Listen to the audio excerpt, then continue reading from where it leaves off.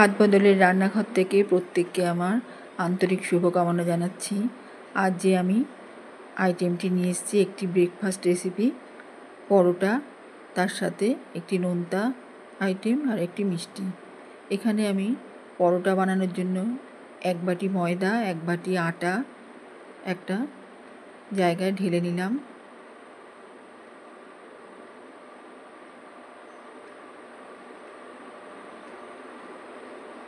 Refine তেল দিলাম,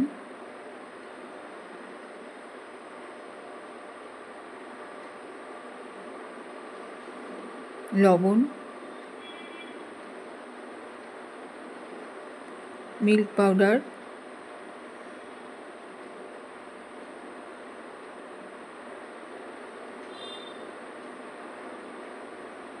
চিনি,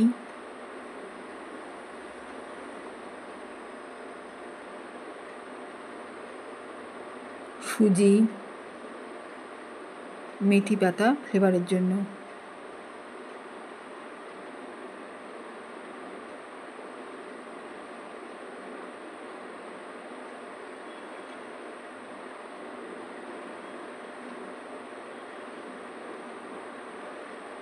ভালো করে এটা মিশিয়ে নিচ্ছি সব কিছু দিয়ে।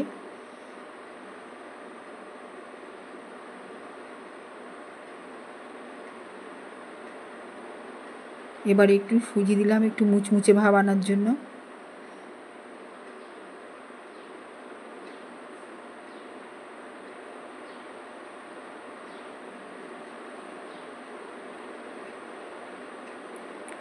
মাখন দিয়ে গরম জল দিয়ে মেখে নিচ্ছি।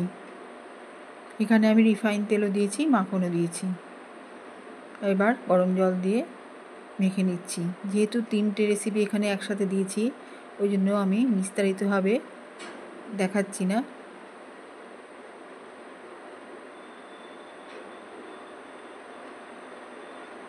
এইভাবে আমি একটা ডো তৈরি করে নিলাম।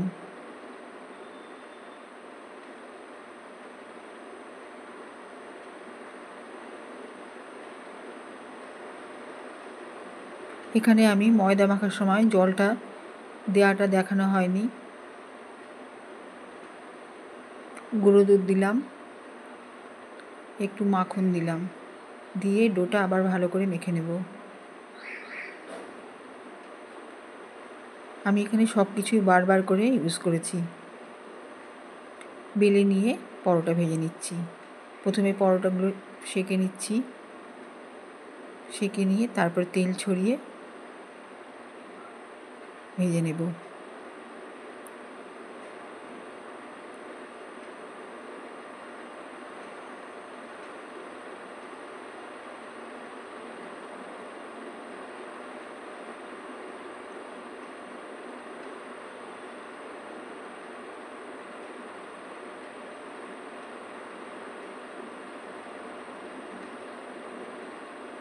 অনেক সময় আমরা এরম ব্রেকফাস্টে লুচি, তরকারি, তার সাথে মিষ্টি খাই। এভাবে বাড়িতে যদি ঘরোয়া একটা মিষ্টি আইটেম বানিয়ে নেওয়া যায়, তাতে সেটা যদি ফল দিয়ে দুধ দিয়ে তৈরি করা থাকে, তাহলে সেটা খেতেও ভালো এবং শরীরের পক্ষেও ভালো। আমি এখানটায় একটা জায়গায় একটু ঘি দিয়ে নিলাম। এবার গরম দুধ দিয়ে দিলাম ঘিয়ের মধ্যে।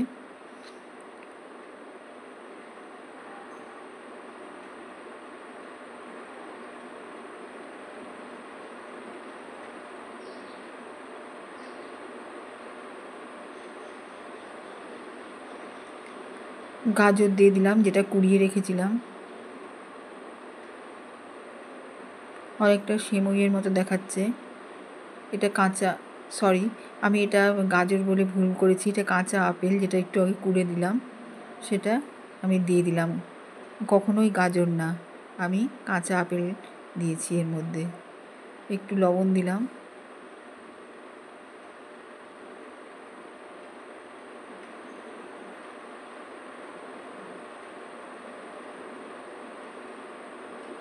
চিনি,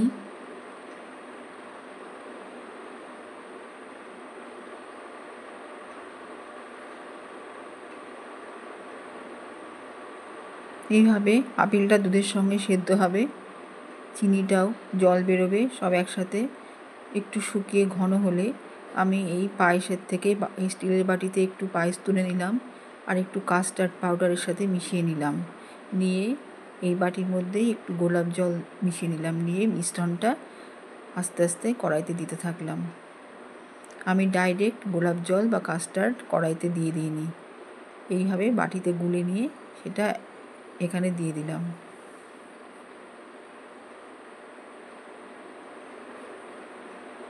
এতে ফ্লেভারটা খুব হালকাভাবে আসে।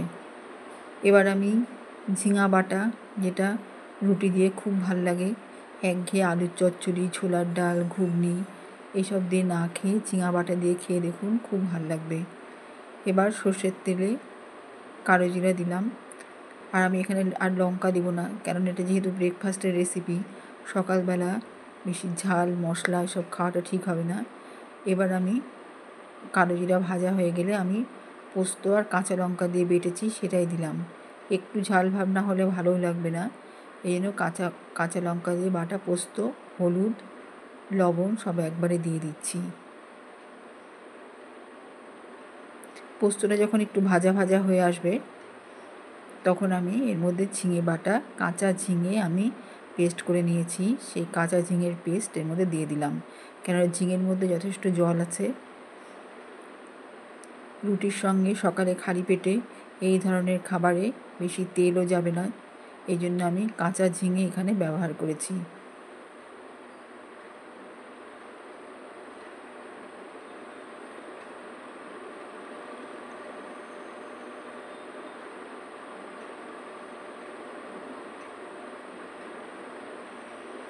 এখানে একটু ফ্লেভারের জন্য কারি পাতা আর কাঁচা লঙ্কা দিলাম।